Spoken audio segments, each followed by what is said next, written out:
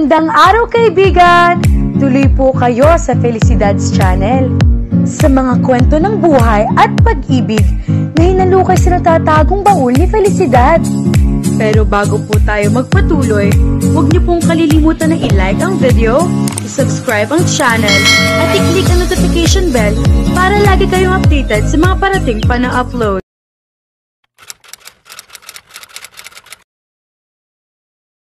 Mahigpit ang pagkakahawak ni Teresa sa kamay ni Winston habang nag-uusap ang buong mag-anak nito sa harap ng hapagkainan. Maraming bilin si Tito Wilfred dito. Si Tito Wilfred ang spiritual leader at founder ng Alliance for Jesus, isang kilalang religious group. Pastor Wilfred ang tawag dito ng mga miyembro at kahit hindi miyembro ng grupo. Si Winston, bilang isa sa mga senior leaders, ay nagnanais na magtungo sa Basilan para sa isang spiritual mission na sinang-ayunan naman ng pamunuan, partikular ng ama nito. Kilalang pamilya laiko sa lipunan. Maimpluwensya mga ito, hindi lamang sa gobyerno, kundi pati sa mga kilalang negosyante at politiko. Labag sa kalooban ni Teresa ang pag-alis ni Winston, pero wala siyang lakas ng loob na isanatinig ang nasasaloob niya. She feared for Winston's life. Alam niya kaguluhan na gaganap sa bahaging iyon ng bansa. Walang tigil ang opensiba ng militar sa mga rebelde. Mismo sa kaguluhang iyong susuwong si Winston. Pero ang mga magulang nito ay panatag na hindi mapapahamak ang anak ng mga ito. Sasamahan ka ng Panginoon, anak, sabi ni Tita Gina. Puting long sleeve polo at asul na palda ang suot nito. Maayos na maayos ang pagkakataas ng mahabang buhok nito. Kailangan ng mga tao roon ng kaliwanagan ng pag-iisip. Dugtong nito ni Tito Wilfred. Maka-Diyos siya pero hindi maabot ng kanyang pag-iisip kung bakit kailangan masuong ang buhay ni Winston sa panganib.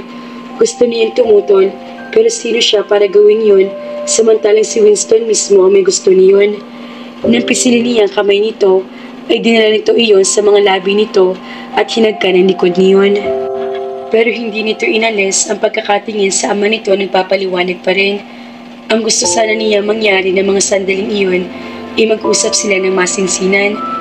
Gusto niyang himukin ito na huwag na itong tumuloy sa Basilan, pero batid niya magsasayang lamang siya ng laway kung gagawin niya iyon.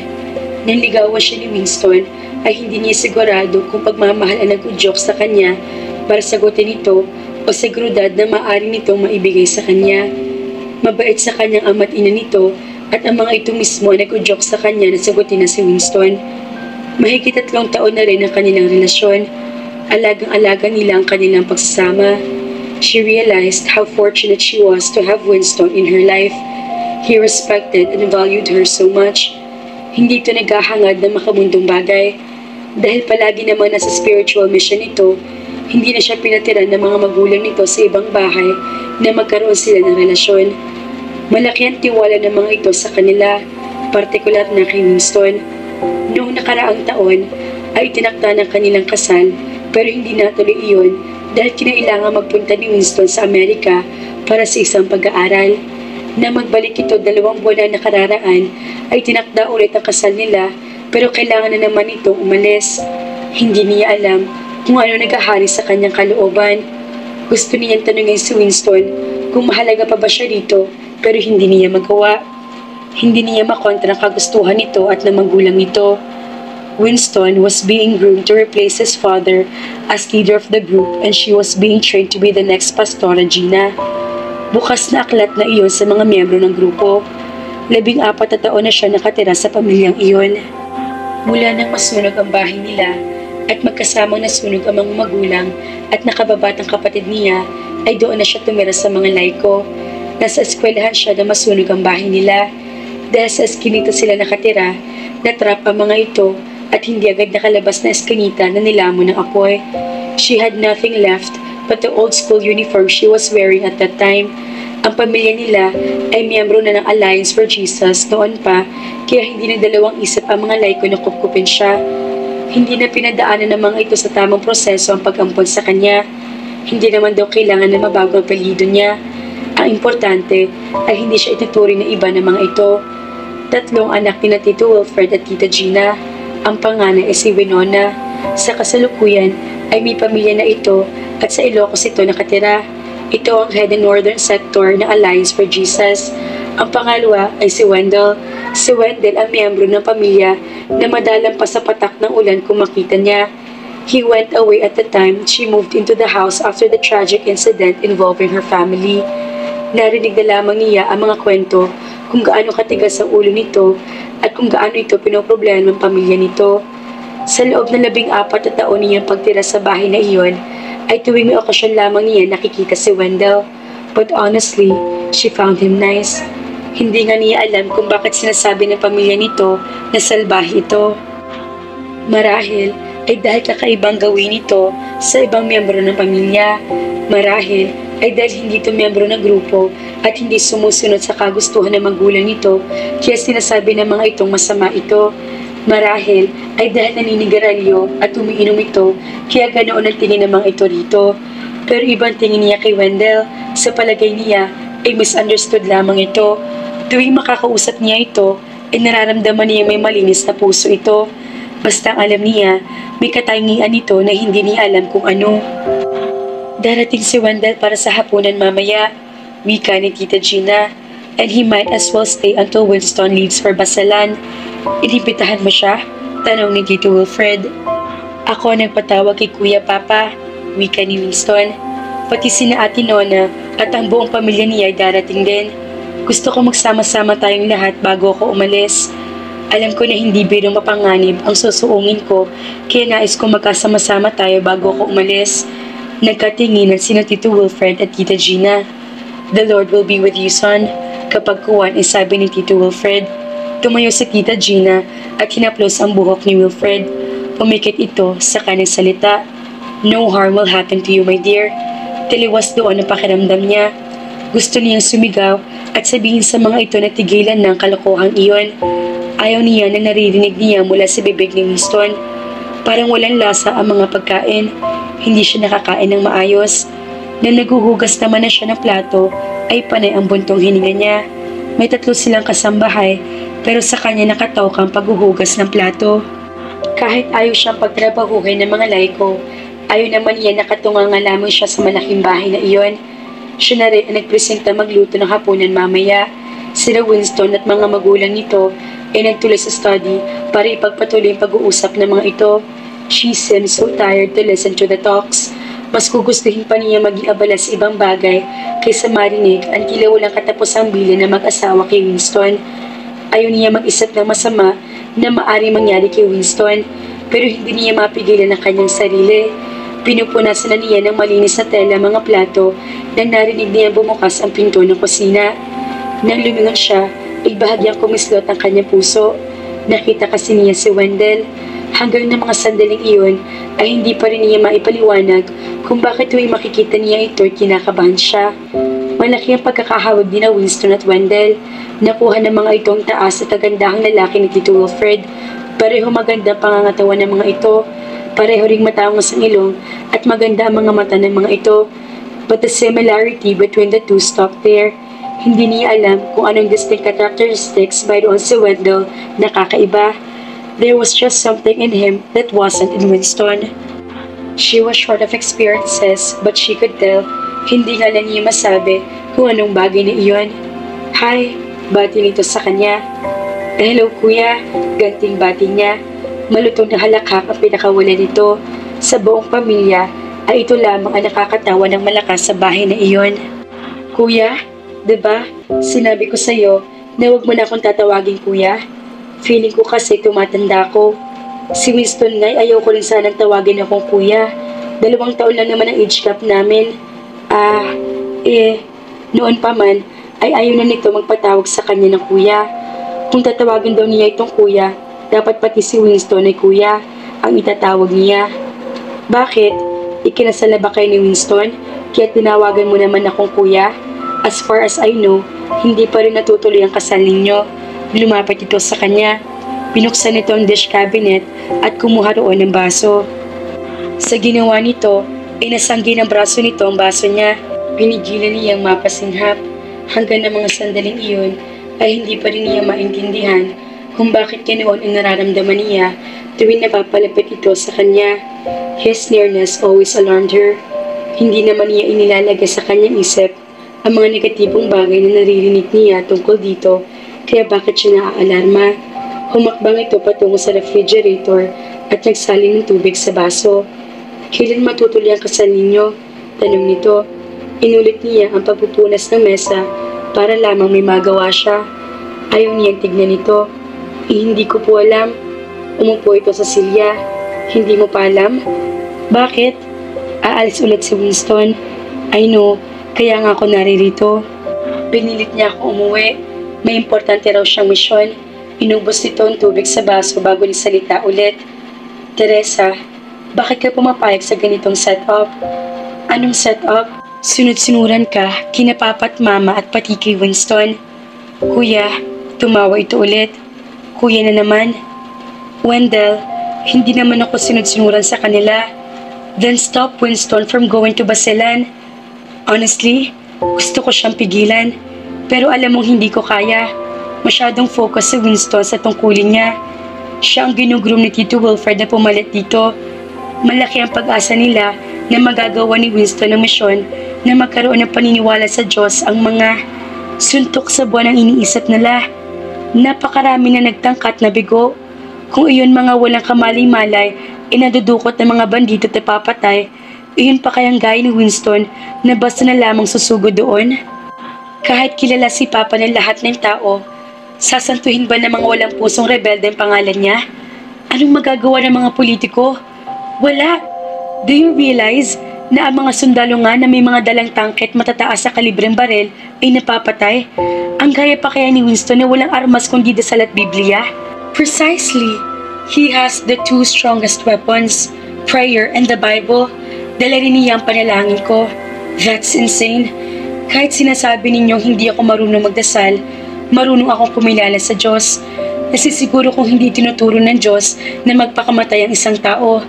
Maari hindi ko sinasabi pero mahal kong pamilya ko at ayoko may masamang mangyari kahit kanino sa kanila. Lalong-lalo na kay Winston. Nakita niya lumunok ito. Bahagya na basag kasi ang boses nito.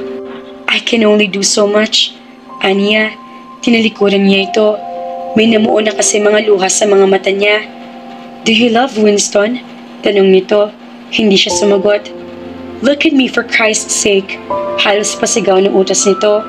Kasabay na pagharap dito ay pinahid niya mga luhang dumali sa kanya mga pisngi. Napatda ito na makitang umiiyak siya. Tumayo ito't nilapitan siya. Jesus, umiiyak ka? Inakbayan siya nito. Napapitlag siya para may kung anong init na dumali sa kamay nito patungo sa kaibuturan niya. Bahagya siyang lumayo rito. Marahil ay napunan nito iyon dahil inalis nito ang braso nito sa balikat niya. I don't want to see you cry, Teresa. Halos pabulong na sabi nito. Ang gusto ko lang ay ipaglaban mo kung anong nararamdaman mo. If you love Winston, tell him not to go. I love my brother and I don't want him to get killed. May awa ang Diyos. Hindi niya hahayaang mangyari ang gayon kay Winston. Bullshit! Napatda ulit siya. Wala nagsasalita ng mga ganong uri ng salita sa bahay na iyon. Kung gusto mo siyang pigilan, ikaw ang magsabi. Medyo komportable na siya sa pakikipag-usap dito. She was sure he had a good heart contrary to what she had heard about him. Mahal nito pamilya nito at nag-aalala ito para kay Winston. Para ano? Para ako na naman ang pinakamasamang tao sa paningin ni na mama at papa? Ikaw magiging asawa ka ni Winston. Nasisiguro kong pakikinggan ka niya kung magsasabi ka lang. Pero paano? Come on, Teresa. You should know what to do. May 3 araw ka pa para pigilan si Winston. I'll be here to guide you on what to do. Naguguluhan siya. Kilala niya si Winston. Hindi na mababali ang pasya nito. Ilang taon ka na nga ba dito? 14? Talaga palang matagal ka na rito. You came the day after I left. Kapag dinadalaw ko si Mama, nakikita kita. Pero hindi ka naman nakikipag-usap sa akin. I'm sure, naniniwala ka sa mga naririnig mo tungkol sa akin. Kulang na lang yata, tawagin nila akong demonyo. Hindi. Anong hindi? Hindi nila ako tinatawag na demonyo. Hindi ako naniniwala sa sinasabi nila na masama ka. You just don't believe in what they believe and what they do. Ngumiti ito. Umupo ulit ito sa stool. Like I've said, I believe in God. Pero hindi ako naniniwala na dapat adiktahan ng mga tao kung anong dapat gawin. As long as hindi ka lumalamag sa 10 utos ng Diyos, that's okay. Pero kailangan marunong kang umintindi kung anong role mo sa mundo at hindi yung sunod-sinuran ka lang. Alam ni Winston kung anong gusto niya at sinusuportahan ko siya sa kagustuhan niya. Kung mahal mo si Winston, sasabihin mo sa kanya huwag na pumunta sa basilan. Kung gusto mo magkaroon kayo ng magandang kinabukasan, you should live a normal life. We are living a normal life. Talaga? Kailan kayo huli ng date? Ano huling pelikulang pinanood nyo? Napamaang siya. Date? Sa 3 taon na pagiging magkasintahan nila ni Winston, ay hindi niya matandaan na nag-date sila ng formal. Kung kumakain man sila na silang dalawa lang, hindi masasabing formal date iyon. They went to the same school in college, but they never went out on dates. Palagi sa university canteen lamang sila kumakain. Movies? Hindi pa siya nayayaya ni Winston na manood ng sine. Nanonood sila ng pelikula sa DVD at karaniwan ay kasama mga magulang nito. But Winston is sweet and caring. Sa isip ay pagtatangkol niya sa kanyang kasintahan. Kapag magkasama sila, palaging hawak nito ang kanyang kamay. Alam niya sa grupo nila ay maraming naninibugho sa kanilang relasyon. Their relationship seemed to be almost perfect. Maraming nagkakagusto dito. Bukod kasi sa gwapo, ay mabait at responsable ito. Hindi kaila sa kanya kung paano magsuon ang mga kababaihan tuwing magsasalita ito ng mga religious gatherings. Have you tried watching a romantic movie on the big screen? Umiling siya. See? You are not enjoying the normal flow of life, of being lovers. Busy si Winston? Busy? Ha? Iniba nito ang paksa ng usapan. Have you had another boyfriend other than Winston? Nanlaki ang kanyang mga mata. Ay, hindi.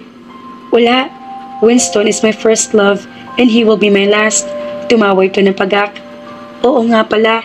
12 ka pa lang na mapunta ka dito at simula noon ay naging sunod-sunuran ka na sa mga magulang ko. I wonder kung pati si Winston ay inudya kanila niligawan ka. Bata pa lang kasi kami ay sunod-sunuran na siya kina papa at mama. Kaya nga siya ang paboritong anak at hindi ako.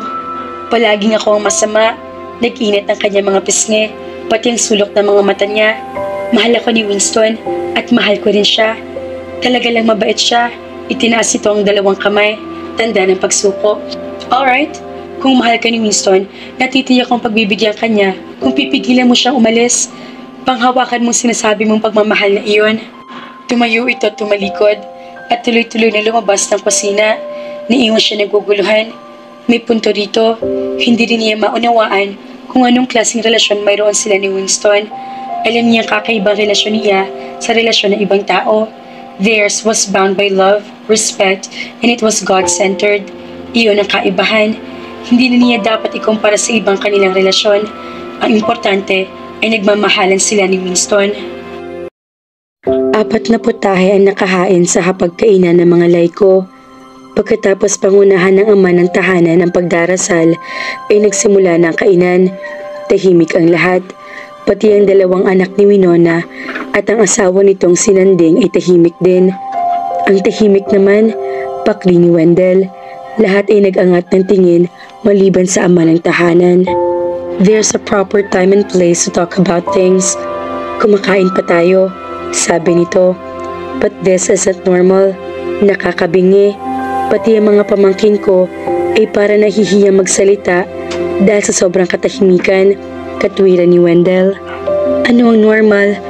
Ang gaya ng ginawa mong paglalayas? Ang ginagawa mo sa buhay mo? Nabalot agad ang tensyon ng paligid. Kinabahan si Teresa. Natatakot siya sa maaring kauwian ng pag-uusap na iyon. Hinawakan ni Tita Gina ang braso ng asawa nito. Wilfred, kung hindi mo pa rin kaya magpasakop, hindi kita pinipilit. Wendell, look at you. Hanggang ngayon ay wala pang direksyon ang buhay mo. Babae, alak. My business is doing well, Papa. If you want to see my book of accounts, you may see it. I'm making money. Kailanman ay hindi ako umasa sa inyo. Katwiran ni Wendell. That's not enough. Giit na Tito Wilfred. Nothing would be enough for you, Papa. Noon pa man, kahit anong gawin ko, palaging mali sa paningin mo. Ang gusto mo kasi, sundin ko ang lahat ng gusto mo, gaya ng ginagawa ni Winston. Nagtages ang mga bagang ni Tito Wilfred. You don't have the right to talk to me in that way. Maraing wika nito. Naalarma na si Tita Gina. Hinarap nito si Wendell. Wendell, please stop it. Tahimik lamang si Winston. Gayun din ang mag-asawang Winona at Tanding. Siya naman ay napakalakas na ng kabog ng dibdib. Natatakot na talaga siya. Lihim siya nagpasalamat nang tumayo si Wendell. Excuse me, sabi nito bago tumalikod at lumabas ng komedor. Bumaling si Tito Wilfred kay Winston. That's what I'm worried about. Alam kong hindi magiging maganda ang pagharap-harap natin kasama si Wendell. Dapat ay hindi mo na siya inimbitahan, Winston. Gaya ng sabi ko na, gusto kong kumpleto ng pamilya natin bago man lang ako umalis, Papa, sabi ni Winston. Pero alam mo na hindi kagaya natin ang takbo ng utak niya, sabi ni Tito Wilfred. He's still part of this family. Papa, may katwiran si Winston, sabad ni Winona. Alright, if you want him to stay, he better talk with sense. Ituloy na ninyong pagkain, ani ni Tito Wilfred. Pinagmasdan niya ang bawat miyembro ng pamilyang iyon. She had been with this family for 14 years. Kung sa iba siya nagpunta, hindi niya siguro kung magiging ganoon kaayos ang buhay niya. She was brought up the right way. Kung hindi dahil kay Tita Gina, baka napagaya na siya sa ibang kaedad niya na naligaw ng landas. The entire family treated her like a princess. Pinag-aral siya ng mga ito sa magandang eskwelahan. Napakalaki ng utang na loob niya sa mga ito. Ang pinakamaganda nangyari sa buhay niya sa pamilyang iyon ay ang pag-ibig na nabuo sa pagitan nila ni Winston. Oo, tama. Iyon nga. Pero bakit parang hungkag ang kanyang pakiramdam? Bakit parang nagkaroon ng pagdududa sa kanyang isip at puso pagkatapos niyang makausap si Wendell ng masinsinan? Bahagyang ipinilig niya ang kanyang ulo. Itinutok na lamang niya ang kanyang isip sa pagkain. Dapat ay masaya siya dahil sa tingin niya ay nagustuhan ng mga itong iniluto niya, pero may kulang. Marahil ay dahil alam niyang aalis na si Winston sa makalawa. Nang matapos ang hapunan ay nagtungo sa study ang mag-anak. Ang kawaksing sinita ang nagtimpla ng kape at naghatid niyon sa mga ito. Binalikan siya nito para sa kusina para tulungan siya sa paghuhugas ng mga pinagkainan nila. Ang dalawang bata ay narinig niyang pinagpapahinga na ni Winona sa guest room. Binilinan siya ni Winston na sumunod sa study kapag natapos siya sa ginagawa niya. Nang matapos sila maghugas ng mga pinagkainan, ay ipinasya niyang magtungo muna sa hardin sa halip na dumiretso agad sa study. Gusto niya lumanghap ng sariwang hangin. Natitiyak naman niya magtatagal pa ang usapan doon. Naglakad-lakad siya sa poolside. Saka siya naupo sa mahabang wrought iron chair na nakaharap sa malagong flower bed. Katulong siya ni Tita Gina sa pag-aalaga sa mga halaman nito. Sari-saring bulaklak ang naroon. Panay ang buntong hininga niya para kasi napakasikip ng kanyang dibdib. A penny for your thoughts? Bigla siya napalingon nang marinig niya ang boses ni Wendell mula sa likuran niya. Ang akala naming lahat ay umalis ka na. Hindi nakaligtas sa kanya ang bahagyang pagbilis ng tibok ng kanyang puso. Kailangan kong manatili dito gaya ng pangako ko kay Winston. I love my brother. Alam mo yan, tumabi ito sa kanya. Pinigil niya mapasinghap. Hindi talaga niya malaman kung anong mayroon ito na tumatakbo sa isip niya na nakapagpapatayo ng mga balihibo niya tuwing magkakalapit sila. Pasimpleng umisod siya palayo rito. Pakiramdam niya ay masikip ang wrought iron chair para sa kanilang dalawa. Hindi ka pa naghahaponan, aniya. Nawalan kasi ako ng gana dahil kay Papa. Hindi mo siya dapat sinasagot ng ganoon.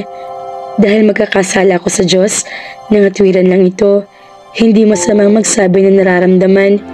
Hindi sana si Tito Wilfred na sinasagot ng pabalang. Hindi agad ito sumagot.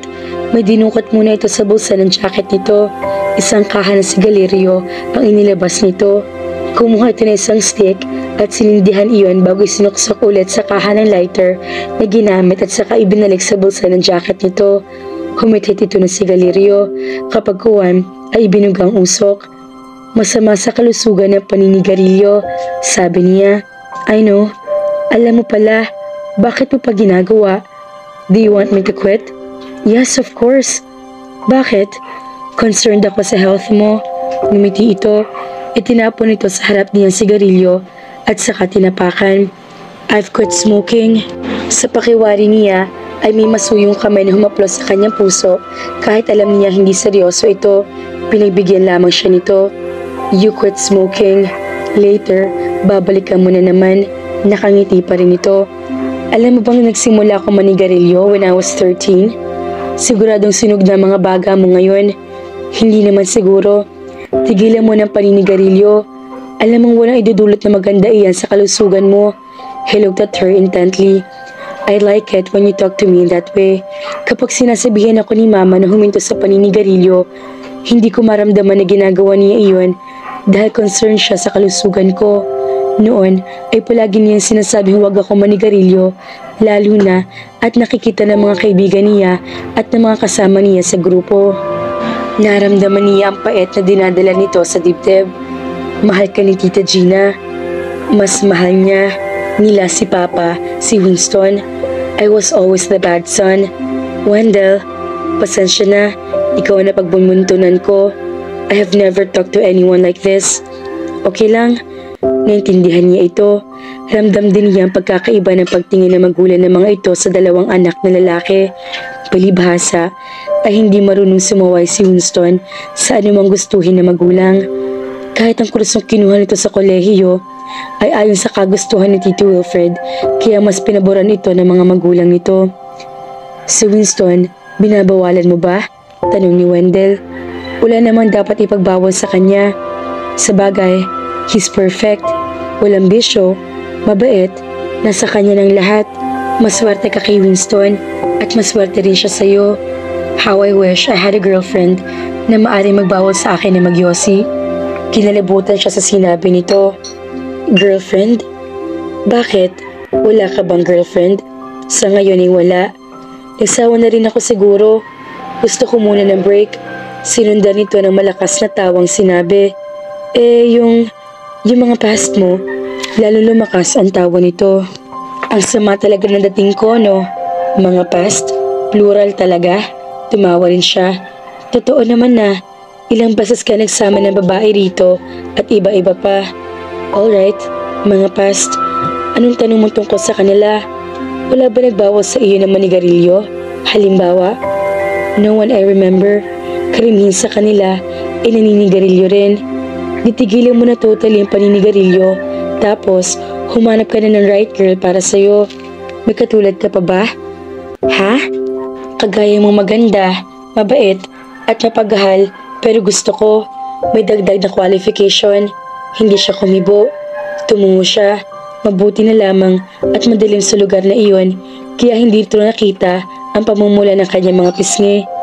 Alam niya nag-blush siya dahil nag-init ang kanyang mga pisngi. The qualification I want my girl to have aside from being kind, pretty and loving is being strong-willed. Gusto kong kaya niya paglaban ang nararamdaman niya. Napalunok siya. Hindi naman siguro siya pinariringgan nito. Wendell loved his brother so much. Sa tingin naman niya, ay nilarespeto nito ang pagkatao niya at ang relasyon nila ni Wendell. Tumayo siya. Kung gusto mong kumain, pwede kong initin ang ulam. Pwede? Sige, tumayo rin ito. Ako na lang mag-isa. Ihahanda ko na lang ang mesa. Tapos, tatawagan kita kapag okay na. Total, ikaw lang naman at sa kusina na lang kita ipaghahain. Tutulungan kita. I live alone. Lingguhan ang punta ng cleaner sa condominium unit ko. Hindi ako sanay na pinagsisilbihan at higit sa lahat, alam kong pagod ka na rin. Hindi na siya nakatanggi nang sumunod ito sa kanya pagtungo sa kusina. To her surprise, naging magaan ang pakikipag-usap niya dito. Kung saan-saan na napunta ang usapan nila. She found him to be a very knowledgeable person. Marami itong nalalaman sa politika at ekonomiya. Nagkwento na rin ito tungkol sa negosyo nito ng pagbabay and sell ng mga sasakyan. Mayroon na raw itong dalawang malaking talye sa Laguna. Bumibili raw ito ng lumang sasakyan, inaayos at sakay pinagbibili iyon sa halos dobleng halaga. She enjoyed listening to him. Para nakapunta siya sa ibang mundo. Nakausap mo na ba na masinsinan si Winston? Maya-maya ay tanong nito. Hindi pa. Wala pang pagkakataon. Sana'y makausap mo siya at mapapayag mo siya sa gusto mong mangyari. Sana nga, kung magbubuo kayo ng pamilya ni Winston, sana iyong normal. Hindi ko sinasabi na hindi normal pamilyang binuo nila mama at papa. It's just that there's something wrong somewhere. O baka nga kung mali sa pamilyang ito. Sabi nito, saka ito tumawa ng malakas. Hindi ka lang nag-reach out o hindi ka nagpapa-reach out sa kanila. Sa aming lahat, hindi mo ko naiintindihan. Wala nakakaintindi sa akin. Naiintindihan kita, Wendell. Alam mo ba nung bagong dating ako rito at una kitang nakita, gusto na kita maging kaibigan gaya ni Winston? Pero sinabihan kanila na iwasan ako dahil masawang impluwensya ko sa iyo? Hindi, pagsisinungaling niya. Noong bagong salta siya sa pamilyang iyon, sinabihan siya ni Tita Gina na huwag mong pa-impluwensya kay Wendell, na dapat ay palaging si Winston ang kasama niya. Kaya nga bata pa lang siya, ay nararamdaman na niyang pinagmamatch sila ni Winston. May kabit-balikat si Wendell. Iniba ulit nito ang paksa ng usapan. Masarap ang pagkain. Sino nagluto? Ako. Tinulungan ako ni Nita. Maswerte talaga si Winston sa iyo. You are superb cook, sabi nito bago'y sinubong isang hiwa ng steak. Pero kung gusto ni Winston na maranasan maging mister mo siya, dapat huwag niya siyang tumuloy sa basilan. Pinilit niyang ngumiti. Ang sabi naman ni Tito Wilfred, makikipag-coordinate daw si Winston sa mga sundalo ron para hindi siya mapahamak. Umiling ito. That's not a guarantee na hindi siya mapapahamak. Sabi ko nga sa'yo, kung iyong mga sundalo nga may dalang mortar, M16 at tangke ay napapahamak, siya pa kaya? Hayaan mo, pipilitin kong pigilan siya. There's a best way to do that. Paano? I know it's too personal to suggest what's in my mind, but I think this is what you should do. Ano? Seduce him? Seduce? Anong? Of course you know what I mean. Seduce him. Give him what any man wants. Kapag ipinakita mo kay Winston ay sinasuggest ko, natitiyak ko hindi na niya gugustuhin umalis pa. Nag-init na naman ang kanyang mga pisngi. Hindi gaanong kaklaseng lalaki si Winston at hindi rin ako ang babaeng kayang gumawa ng ganoon. I didn't mean to offend you. I'm just being truthful and honest. You might have a wonderful relationship with Winston, but whether you accept it or not, it's lacking something. Ilang taon ka na? 27? 26? And Winston is 28. You have been together for 3 years, but have not yet enjoyed each other's company. I'm not saying I'm right, but you're suppressing yourselves. Tumayo siya at kumuha ng juice sa refrigerator. Sinalinan niya iyon ng baso. Naupo ulit siya pagkatapos. Masaya ako sa relasyon namin ni Winston. Nagsasuggest lang ako, kung gusto mong hindi mapahamak si Winston, you must do something. Kung mahal ka talaga niya, magpapapigil siya. Sinulyapan niya ito. Agad din siya nagbawi ng tingin dahil para napapaso siya sa uri ng tingin nito. Sabay sila napalingon nang bumukas ang pinto at pumasok si Nita. Teresa, ipinapatawag ka ni Winston, sabi nito. Tumayo siya. Mauna na ako sa iyo, Wendell. Kailangan na nila ako sa study. Tumango ito. Sumunod siya kay Nita paglabas. Habang palapit siya sa study, ay para nagsisikip ang kanyang dibdib. Kapag nakikinig siya sa usapan ni Tito Wilfred, Tita Gina at Winston, ay para hindi siya makahinga. Samantalang kapag si Wendell ang kausap niya, ay lumuluwag ang kanyang dibdib. Wala na si Winston nang magising si Teresa kinabukasan. Nang tanungin niya si Nita, ay sinabi nitong kasama raw nitong umalis sina Tito Wilfred at Tita Gina. Biglaan daw ang alis ng mga ito dahil may kakausaping opisyal ng gobyerno. Bigla siya nakaramdam ng kahungkapan ni hindi man lang nagpaalam si Winston sa kanya samantala mag-aalas 12 na ng hating gabi na maghiwa-hiwalay sila. Gusto mo na mag-almusal? Tanong ni Nita. Maaga sila nag-almusal kanina. Umiling siya. Kape lang, umupo siya sa isang silya. Iniwan siya ni Nita para ipagtimpla siya ng kape. Maya-maya ay nagbalik ito. May dala na itong isang tasang kape. Iniwan din siya nito pagkalapag nito niyon sa mesa sa harap niya. Lumamig na ang kape pero hindi niya natikman iyon. Nilalamon ng kalungkutan ng kanyang puso. Napagtanto niya may malaking ang kakulangan sa relasyon nila ni Winston. Normal ba naman ang gayong aalis ito nang hindi man lang nagpapaalam sa kanya? Kung aalis ito sa makalawa, dapat ay sulitin na nila ang oras na magkasama sila. Pero hindi ganoon ang nangyayari. Kapag nasa bahay ito, ay wala nang inatupag ito kundi magbasa ng Biblia at makipag-usap sa mga magulang nito. She needed attention and Winston was not giving it to her. Bakit malungkot ka? Napaangat siya ng tingin nang marinig niya ang boses ni Wendell. Pero agad din niyang ibinalik ang tingin sa malamig na kape sa harap niya. Humila ito ng silya at naupo sa tabi niya. Nakaramdam na naman siya ng pagkasiwa, gaya ng palagi niya nararamdaman kapag napapalit ito sa kanya. Bakit malungkot ang prinsesa nitong bahay? Biro nito. Nilingon niya ito. Kailangan niya na makakausap dahil kung hindi baka mabaliw siya. Umalis si Winston kasama sina tito at tita. I know. Hindi ko alam na aalis siya. Sila, hindi agad sumagot ito. Tumayo ito at nagtimpla ng kape. 2 tas ang tinimpla nito. Ibinaba nito sa tapat niya. Ang isa tinuro ang malamig ng kape. Inumin mo na iyang kape para mainitan ang tiyan mo. Baka sikmurain ka. Hindi siya tumalima. Nag-breakfast ka na ba? Umiling siya. Tumayo ulit ito. Nang lingunin niya ito, ay nakita niya kumukuha ito ng plato. Nagsandok na rin ito ng pagkain. Fried rice, fried lumpia, at daing na bangus ang dala nito na magbalik ito sa mesa. 2 platong inihanda nito. Na makaupo na ulit ito, ay saka ulit ito nagsalita. Actually, hindi pa rin ako kumakain. Una nito ang nilagyan ng kanin na plato niya. Oh, kain ka na. Wala akong gana.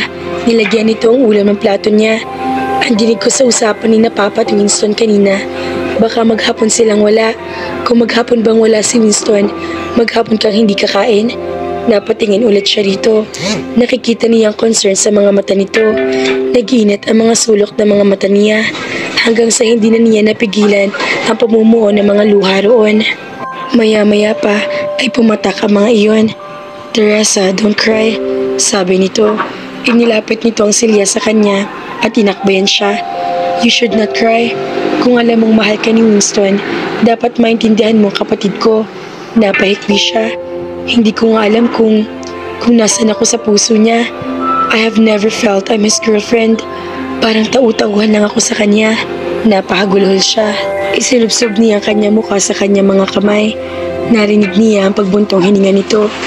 Tahana, Jesus, ngayon ako nakakita ng babaeng umiiyak ng ganyan. How I envy my brother.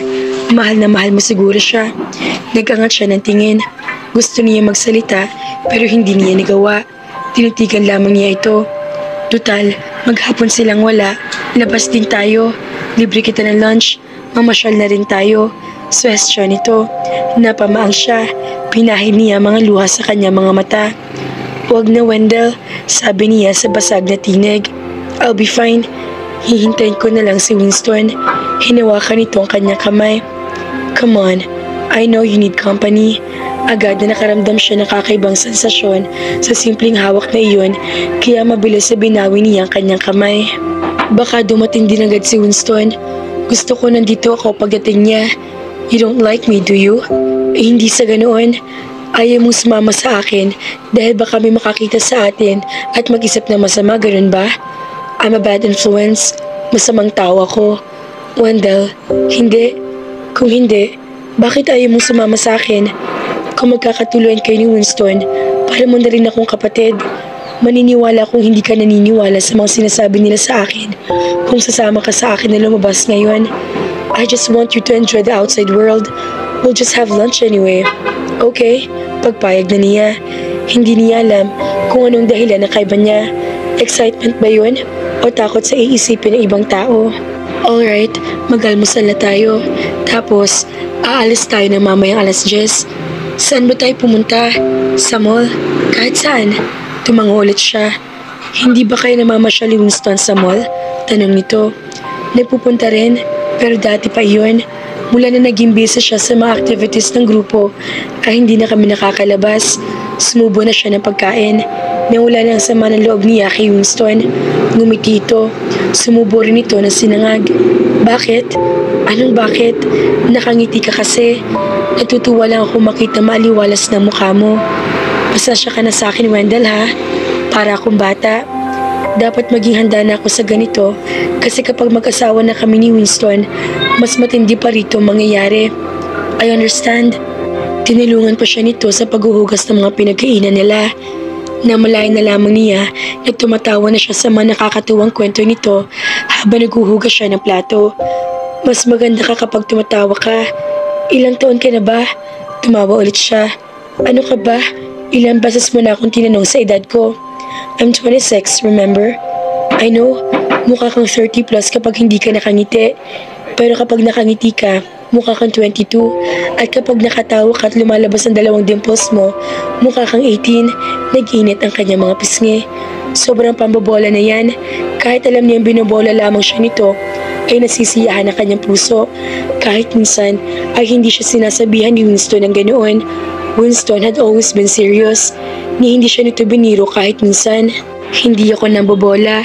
Hindi ako marunong mambola. Nilingon niya ito. Os, paano mo napasagot ang mga girlfriends mo na hindi mo binola? Tumawa ito. Maniniwala ka ba kung sasabihin ko sa iyong hindi ako marunong manligaw? Ibig sabihin, hindi nga ako marunong mambola. Meron namang panliligaw na hindi pa mabola lang. Gaya ng ginawa sa ni Winston. Napatungo siya. Sumaryoso ito. Paano ka niligawan ni Winston? Tinignan niya ito. Come on, Teresa. Talk. Alam mo yung kapatid ko, masyadong masekreto. Ni hindi man lang siya nagkukwento. Malay mo, makuha kong style niya para naman makakuha na ako ng babaeng pakakasalan. Actually, hindi ko nga alam kung paano kami nagsimula. Basta ang alam ko, best friends ang turingan namin sa isa't isa. Tapos yung tito at tita, lagi nilang sinasabi na bagay daw kami ni Winston na maging partners. We had a mutual understanding at first. Tapos ayun, naging seryoso na. When he said he loved me, sinabi ko I love you too. You love me too? Biro nito, nag-init ang kanyang mga pisngi.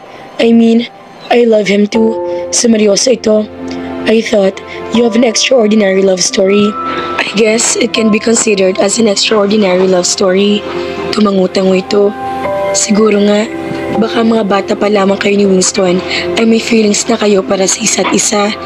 Galing-galing sabihin niya rito na wala siyang feelings noon para kay Winston. Kaibigan ng turingan niya sa kapatid nito. Basta ang natatandaan niya, noong 15 years old siya at muling nakita niya si Wendell nang minsan itong dumalaw ay may kakaiba siyang nararamdaman. May kasama itong babae noon, may naramdaman siyang selo sa kanyang puso. Noon niya napagtanto na mas karapat dapat mahalin si Winston kaysa kapatid nito. Ano? Tell me, Teresa, mga bata pa ba lang kayo ni Winston? Ay in love na kayo sa isa't isa? Untag ni Wendell. Hindi naman, na-develop lang ako sa kanya. Ganon ba? Puro katanong? Aniya, mabuti pa, maliligo na ako. Ano oras bang alis natin? 10. Nagpuna siya ng kamay. I'll be ready by then. Sige, mauna na ako. Sinundan ni Wendell ang tingin ang papalayong si Teresa. She really had grown to be a very nice woman. Alam niya ang una niya ito nakita 14 na taon na nakararaan na maging magandang dalaga ito. From the very first moment he laid eyes on her, he already felt something for her. But she was very young then, and his life was not yet in order. Year after year, he saw her evolve into a fine woman. She was tall and slim. Kung gugustuhin itong lumahok sa isang beauty contest, ay nasisiguro niyang mananalo ito. She had an oval face that complemented her expressive eyes and pointed nose. Manipis at mamula-mula mga labi nito na maganda rin ang hugis. Alam din niya matalino ito. Nang matapos ito ng high school, ay third honorable mention ng award na nakuha nito. Nang nagdebut ito, ay nagkaroon ng munting salo-salo sa bahay na kanyang mga magulang. Dumulo siya noon dahil na rin sa imbitasyon ni Teresa at Winston. He remembered giving her a wild gold necklace with a heart pendant. How could he forget the kiss of gratitude she gave him back? Noon niya napagtanto kung gaano kalakas ang dating nito sa kanya. But he kept that to himself. Nang malaman niya may unawaan na ito at si Winston, ay nakadama siya na kaunting inggit para sa kapatid niya. Pero labis-labis ang pagmamahal niya kay Winston, kaya pinilit niya sa halip na inggit ay tuwang maramdaman niya. Bagay ang mga ito, parehong mabait ang mga ito samantalang siya'y salbahen tingin ng mga magulang niya sa kanya. Ngayon ay lalo na niyang dapat kalimutan si Teresa. Hindi naman malaking issue yung sa kanya. He could get any girl from the long list he had. Nararapat na mapunta si Teresa sa isang matinong lalaki gaya ng kanyang kapatid. Kumbaga sa santo, parehong walang dungis ang kasalanan ng dalawa, samantalang siya, wala pa sa hustong gulang ay marami na nagawang kalokohan. Sa 10 utos yata ng Diyos, ang hindi lamang ninasuway ay ang kautusan na huwag papatay. Nakipagrelasyon din kasi siya sa isang babaeng may asawa, pero hindi niya aaminin kasalanan niya iyon. Hindi inamin ng babae sa kanya na may asawa ito, pero agad naman siya nakipaghiwalay dito na malaman niya iyon. Ayaw niya makasira ng isang pamilya. Speaking of family, he wanted his brother to raise a beautiful family with Teresa. Kaya nga concern siya sa balik nitong patungo sa basilan. Mahal na mahal niya si Winston dahil alam niya handa ito magpakamatay para sa kanya. Naalala niya noong mahuli siya sa kanyang papa na ninigarilyo at umiinom ng beer. Binugbog siya nito. Hahatawin sana siya nito ng 2x2 pero isinangga ni Winston ang katawan nito. Magmula noon ay hindi na ulit ng bugbog ng kanyang papa. Alam niya nagsisisi ito sa ginawa dahil nadamay ang paboritong anak nito at hindi dahil sa kanya. Kaya kung may nararamdaman man siya para kay Teresa, noon pa man, hindi naman marahil kalabisan na itago na lamang siya ang pagtingin iyon. Inisip na lamang niya na infatuation o attraction lamang ang nararamdaman niya para dito dahil kakaibang uri ito ng babae. She was so naive and simple. She was very vulnerable too. Parang kay sarap alagaan ito. Ipinilig niya kanyang ulo. Nagkakasala na naman ang kanyang isip. Bago patuloy yung lumala, ay pinasya niya mag-shower ulit at magsuot na medyo maayos-ayos na damit. Excited siya sa napipintong lunch date nila ni Teresa. Hindi pa niya nararamdaman ang ganong excitement sa buong buhay niya kahit kaninong babaeng nakarelasyon niya. Damn, Wendell, Teresa is your brother's fiancé. Huwag kang ang gago, mariing sabi niya sa kanyang sarili. Sa kabalan sa Mall of Asia kumain ng pananghalian sina Teresa at Wendell. Eat all you can ang restaurant na iyon, kaya pareho silang busog na busog. Masaya ang pakiramdam ni Teresa. Gusto nga niya mainis sa kanyang sarili dahil sa kaligayahang nararamdaman niya ng mga sandaling iyon. Medyo nakokonsensya siya. Naisip kasi niya si Winston. Naisip din niya ang maaring sabihin ni na Tito Wilfred at Tita Gina kapag nalaman ng mga itong sumama siya kay Wendell na lumabas. Pero mabilis sumagot ang isang bahagi ng kanyang isip. Walang masama sa ginawa niya. Friendly date lamang ang lakad nila ni Wendell. Saka gusto lamang niya magsaya. Nilalamon ng kalungkutan ng kanyang puso kapag nasa bahay siya. Tama si Wendell, para hindi normal ang kanyang buhay. Graduate siya ng 4 na taong kurso pero hindi naman niya nagagamit ang pinag-aralan niya. Ang sabi kasi ni Tito Wilfred, kapag nagpakasal na raw sila ni Winston, ay kakailanganin nito ang isang full-time wife. Malaki naman daw ang income na pamilya nito sa mga investments accounts na mga ito sa bangko at iba't ibang kumpanya kaya hindi na niya kailangan magtrabaho. Truly, her life was manipulated by the couple but she should not feel any regret. Kung hindi dahil sa mga ito, ay hindi siya magkakaroon ng magandang buhay. Want to watch a movie? Biglang tanong ni Wendell nang palabas na sila ng kabalin. Bigla ang pagsasal ng tibok ng kanyang puso. Ha? Medyo late na yata. Baka nasa bahay na si Winston. Tumawa ito. Iyan ba ang totoong rason? O ayaw mo lang talagang sumama sa akin? I'm sure, wala pa sila roon. Kung nag-aalala ka, pwede kong tawagan si Winston at sabihin sa kanya na kasama kita. Hindi mo ba siya tinawagan kanina bago tayo umalis? Umiling siya. I don't usually call him up. Alam ko kasing kapag nasa labas siya, ay may kausap siya palagi. Kung hindi nagpe-preach, may meeting, siya lang tumatawag sa akin. Umiling-iling ito. Hindi naman sa ayaw kong sumama. Kaya lang, talagang hindi ko gustong manood ng sine ngayon. Paliwanag niya sa pag-aalalang baka ma-offend ito. Alright, but let's just walk for a while. Masyado tayong maraming nakain. Pumayag naman siya. Habang nag-iikot sila sa MOA, ay kwento ng kwento ito. Nabalitaan mo ba ang pagsabog ng MOA dati? Tanong nito. Magkaagapay sila habang naglalakad. Oo, kawawa nga mga namatay at saktan. Nandito ako nung mangyari yun. Kumakain ako sa restaurant, malapit sa pinangyarihan ng pagsabog. I was a bit hurt then. Natalsikan ako ng bubog na nabasag na salamin. Ha? Bakit hindi namin nalaman? You didn't tell us? No need. I brought myself to the hospital. Huminto siya sa paglalakad at humarap dito. Huminto rin ito.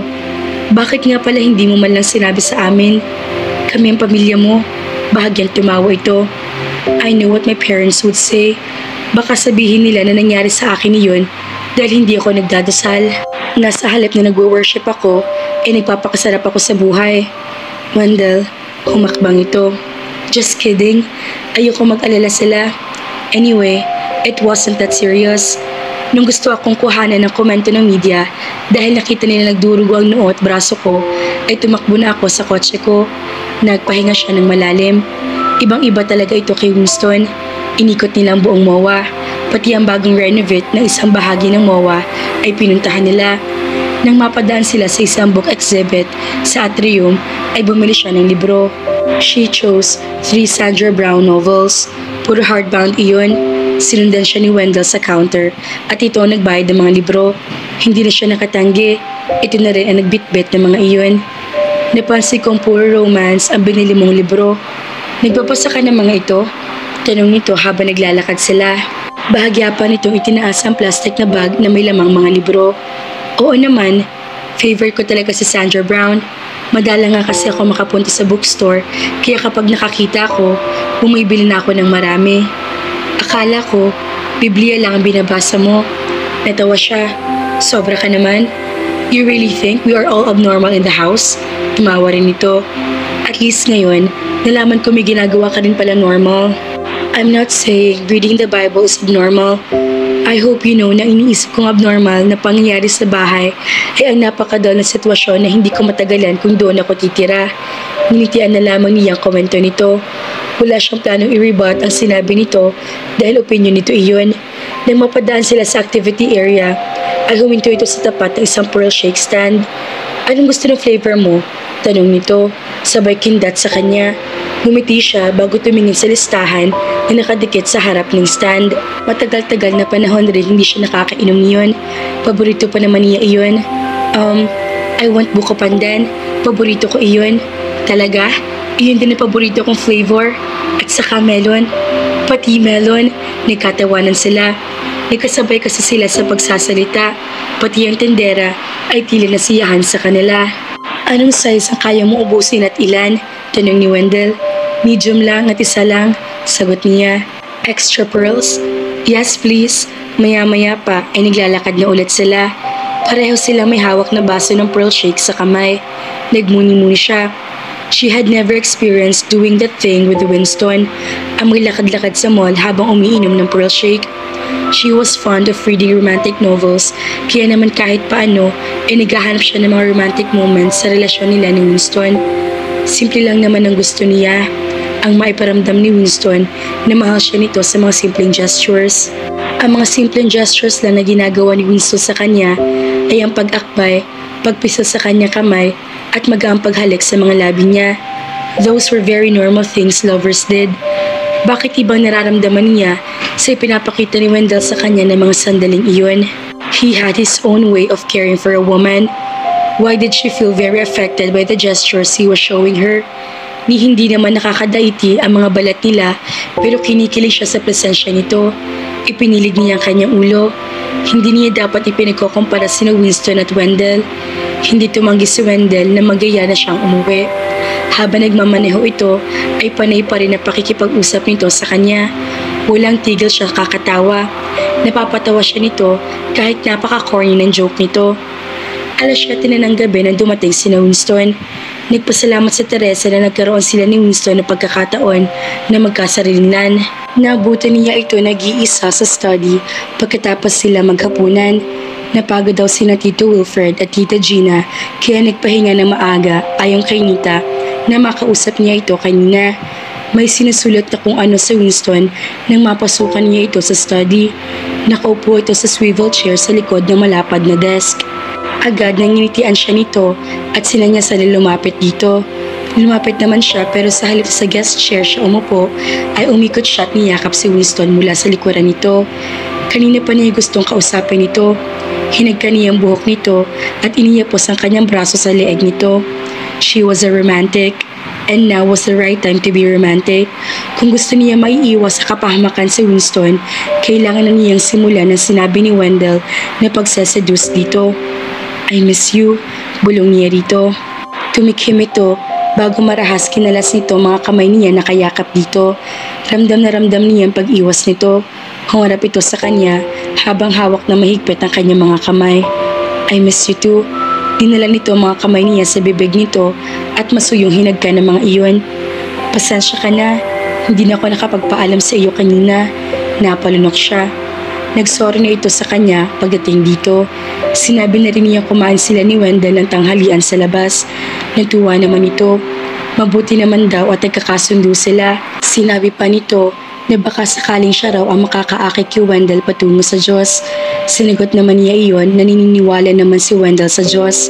Tumayo si Winston. Iginiya siya nito patungo sa couch. Hawak pa rin nito ang kanyang kamay. Problem? It's not really a problem. Look at me. Utos nito. Tumingin naman siya rito. What is it? I'm scared. Huwag ka na kayang tumuloy sa basilan. Bumuntong hininga ito. Napag-usapan na natin ito. Umiling siya. Hindi pa natin napag-uusapan ito. Hindi mo ako tinatanong kung payag ako na umalis ka. Hinawakan siya nito sa magkabilang balikat. Alam mo mga tungkulin ko. Kung mahal mo ako, hindi ka tutuloy. Natatakot talaga ako. Nag-iinit ang mga sulok ng kanyang mga mata. Look, God is there. Nag-iwas siya ng tingin. Suko na talaga siya. Bakit ba kailangan pa niya kausapin ito tungkol doon? Alam naman niya na kung saan hahantong ang ganong klase ng usapan. Hinawakan ulit nito ang kanyang mga kamay at pinisal ang mga iyon. Alam kong naiintindihan mo ko. Magpapakasal na tayo pagkatapos sa misyong ito. Paano kung pagkatapos sa misyon ito, may panibagong misyon na dumating? Tapos meron pa ulit. Trust me. Trust God. You know I trust you. Pero hindi mo mayaalis sa akin na mag-alala. Alam ko yun. Pero sabi ko naman sa'yo, walang mangyayari sa akin. She surrendered her case. We will only have tonight and tomorrow. Aalis ka na sa makalawa. Pwede ba magsama naman tayo na matagal-tagal? Hinaplos nito ang braso niya. May mahalaga pa kaming i-discuss ni Papa bukas. Nagpahanda ulit si Mama na espesyal na hapunan bukas, pero maglalaan ako ng oras para sa ating dalawa. Tumango na lamang siya. Suko na talaga siya. Malabong sinasabi ni Wendell. Siya nga pala, nagbilin ako kay Kuya na dalaw-dalawin ka rito, lalo na kapag wala sina Papa at Mama, para naman hindi ka mainip habang wala ako. Magka-vibes naman kayo eh. Hindi siya sumagot. Sa halip ay nagpaalam na siya dito. Ayaw niyang abalahin ito sa importanteng ginagawa nito. Hungkag ang kanyang pakiramdam kapag naglalakad siya sa pasilyo. Sa lanay siya nagtuloy. Naupo siya sa wooden bench doon. Nang naroroon na siya, ay hindi niya napagilyang mapaluha. Napaangat siya ng tingin dahil sa tikhim na iyon. Si Wendell ang nakita niya. Pinahid niya ang mga luha niya. Umupo ito sa tabi niya. Sinabi ko nang ayoko nakikita kang umiiyak. Bakit na naman? Garal-gal ang tinig niya nang sumagot. Kinausap ko na si Winston. Ayaw niya talaga magpapigil. Kinausap mo lang siya. Lumunok siya. Kung yung sinabi mong pagsaseduce ang sagot, talaga napaka-imposible. Sinubukan mo? Sort of. Pero umiwas siya.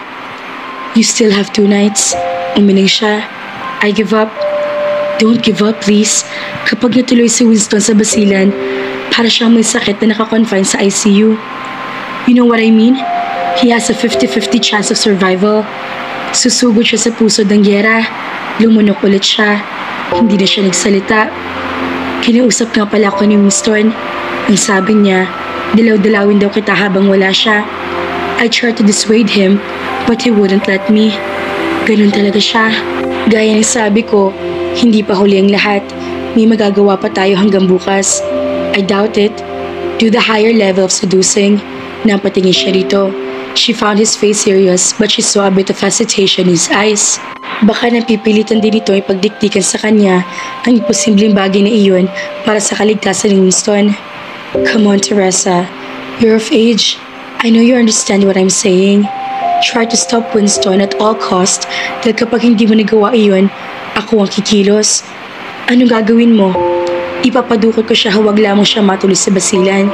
Itatago ko siya hanggang sa ma-realize niya ang kagaguhan niya. You're kidding, right? Tumawa ito. Of course, I'm just kidding. Pero kapag hindi mo nagawa ang suggestion ko, I might as well consider that joke. Sabi nito. Gustuhin ko man, kilala ko ang kapatid mo. Siya ang tipong masyado magalang sa babae, lalo na sa akin. Isang pagak na tao ang pinakawalan nito. Tinitigan siya nito. Kung may lahi lang kaming silahis, iisipin kong silahis si Winston. Sa ganda ng girlfriend niya, nagagawa niya yung tanggihan. To think na magkasama kayo sa bahay? Jeez, what is he doing with his life? He doesn't realize what he's missing and what he's losing. Nag-init ang kanyang mga pisngi. She knew how brutal Wendell could be. Hindi siya sanay sa mga ganoong usapan. Tumingin na lamang siya sa ibang direksyon para makaiwas sa mata nito. Nakahalata naman ito. I'm sorry. Masyado yata akong brutal magsalita. Hindi siya kumibo. Are you mad at me? Hindi. Hindi? Galit ka eh. Hindi lang ako sanay sa ganitong usapan. Alam ko, kaya nga nagsusorry ako. Umiti na siya. Wala yun. Dapat, naiintindihan din kita kasi hindi ka naman nakatira dito. Iba ang mundong ginagalawan mo. I like you. I really like you, Teresa. Ang bilis mo magpatawad.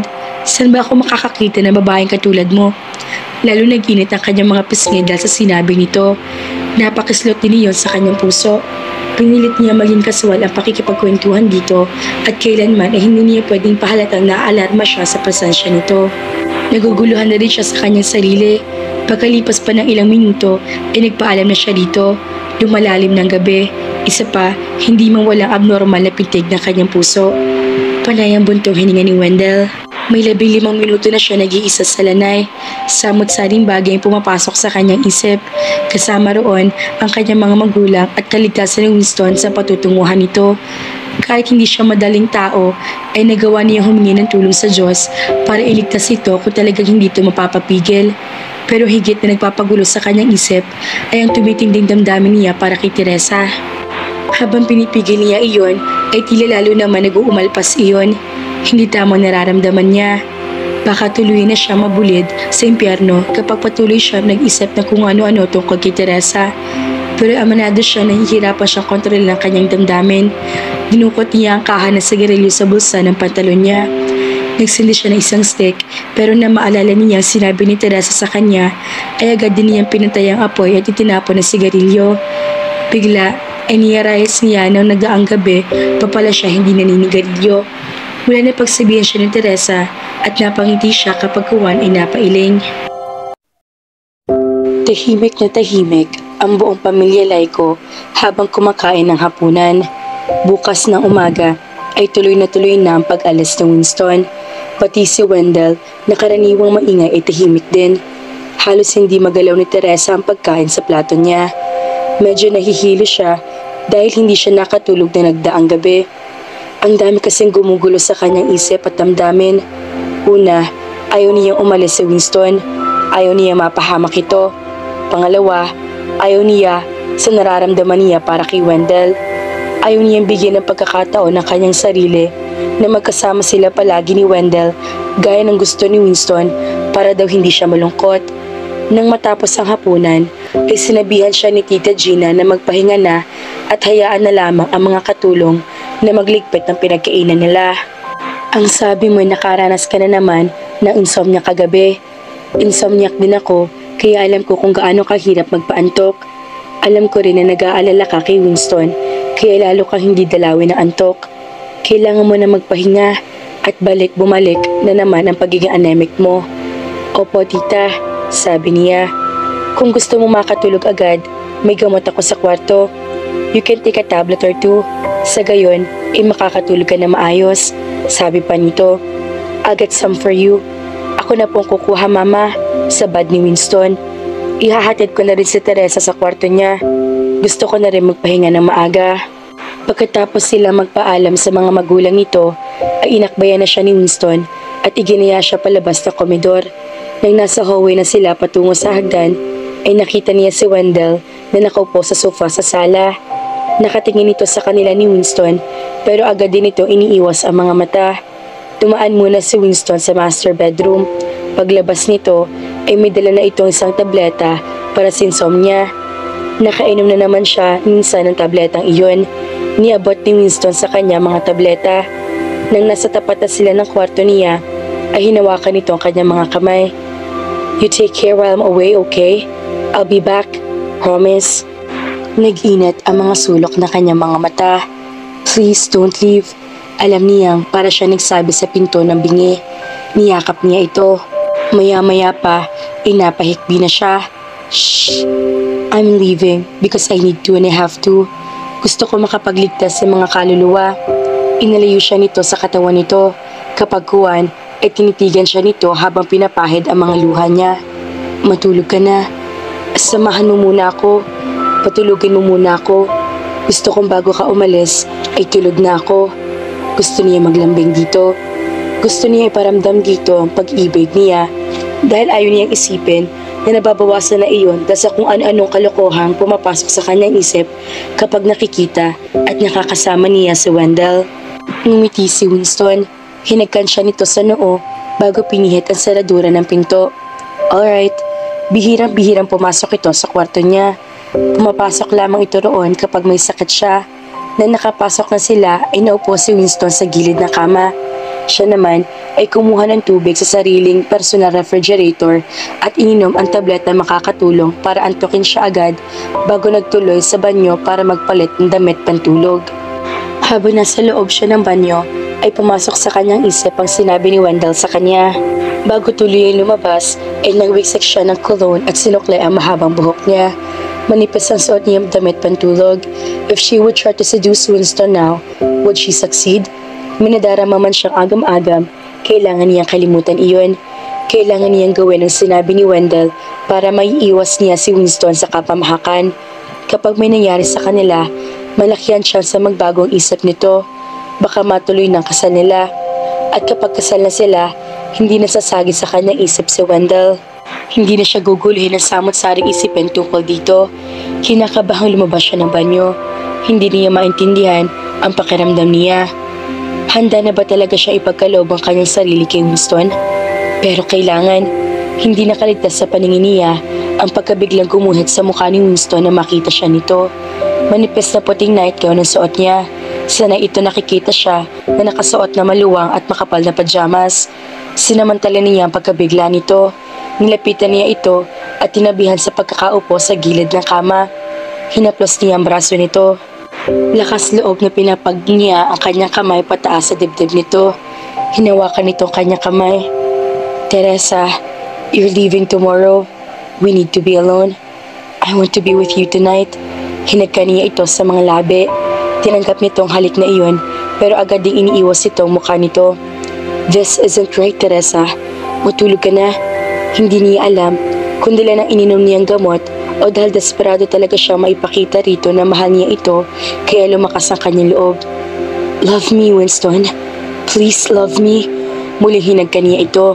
Ipinulupot pa niya mga braso niya sa batok nito. Pero nagmatigas ito. Inalayo ulit siya nito rito at pinaliwanagan siya. Listen, Teresa. I love you. Parang nahihilo na siya sa nainom niyang gamot, pero malinaw pa rin ang kanyang isip. Mahal mo ako, diba?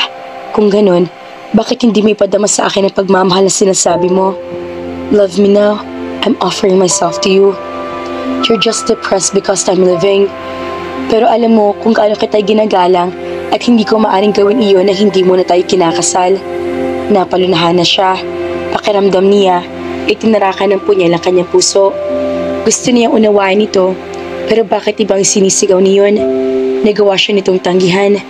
Aalis ito na hindi niya alam kung kailan babalik ito. Aalis ito na hindi sigurado kung makakabalik pa ito o hindi na. Paano kung may mangyari sa iyo sa basilan? May plano ang Diyos para sa ating lahat. Kung sakali man ibang plano ng Diyos para sa akin, I want you to go on with your life. Winston, only God knows what is best for us. Niyakap niya ito. Kapag kuwan, ay humagulhol siya ng iyak. Hinayaan na lamang siya nito. Nang huminto siya, ay pinahiga siya nito sa kama. Kinintalan siya nito na masuyong halik sa mga labi. Nahihilo na siya. Epekto marahil iyon ng gamot. She grabbed his neck and pulled him closer. "Love me, please." She kissed him again. Gusto niya sa pamamagitan ng ginagawa niya ay mapatunayan niya sa kanyang sarili na si Winston at si Wendell ang pagmamayari ng kanyang puso. Subalit habang ginagawa niya iyon, ay mukha ni Wendell ang naglalaro sa kanyang isip. Tinigo ni Winston ang malalim din na halik ang halik niya. Ramdam niya na nabubuhay na rin ang pagnanasa nito, pero saglit lamang ginawa nitong paghalik sa kanya. Maya-maya ay inalis nito ang mga braso niya nakapulupot sa batok nito. "I can't, Teresa. I just can't." Sa labis sa sama ng loob ay tinalikuran niya ito. Naramdaman niya ang paghaplos nito sa kanyang likod at buhok. Kapag kuwan, ay naramdaman din niya ang paghalik nito sa kanyang sentido. "Good night," bulong nito. Pinatay nito ang ilang ilaw na lumabas ito ng kwarto. Nang marinig niya sumarang pinto, saka niya pinadali ang mga luha sa kanyang mga mata. Nag-aagaw tulog na siya nang maulingan niyang muling bumukas ang pinto. Kahit hirap siya idilit ang mga mata, ay pinilit niya. Naaninig niya ang anino ng isang tao. "Winston, nagbalik ka." Dahan-dahang lumapit ito sa kanya. Umupo ito sa gilid ng kanyang kama. Kahit hilo-hilo na siya, dala na epekto ng ininom na sleeping pill, ay pilit na inaangat niya ang kanyang katawan para maipulupot niya ang kanyang mga braso sa leeg nito. Kapag kuwan, ay hinalikan niya ito. Kung nalaloka na siya, dahil sa nararamdaman niya, hindi niya alam. Basta ang alam niya, ay desperado siya maibigay kay Winston ang kanyang sarili, nang sa gayon ay magawa niya mapigilan ito sa mga mapanganib na misyon. Gusto rin niya matuloy ang kanilang kasal para matigil ng pag-iisip niya tungkol kay Wendell. Naramdaman niya gumaganti ng halik si Winston. Iba ang paraan ng paghalik nito sa kanya ngayon. Tila uhaw ito. Marahil, inadarang ito sa ginawa niya kanina. Iba rin ang haplos ay binibigay nito sa kanya. Bawat daanan ng kamay nito ay nag-iiwan ng init at tila apoy na sumusunog sa kanyang balat, sa kanyang buong katauhan. Kusang kumilos ang kanyang mga kamay.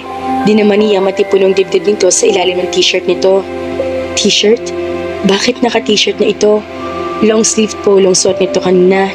Baka nagpalit ito bago bumalik sa kwarto niya. Bakit pa niya iintindihin pang suot nito? Ang importante ay bumalik ito.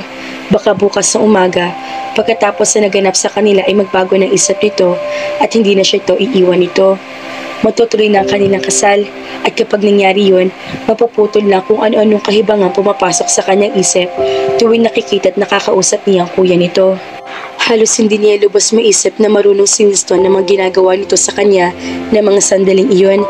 Napakahusay nito. Bawat lapat ng mga labi nito sa kanyang mga labi at lieg ay nagbibigay sa kanya na nakakakiliting sensasyon.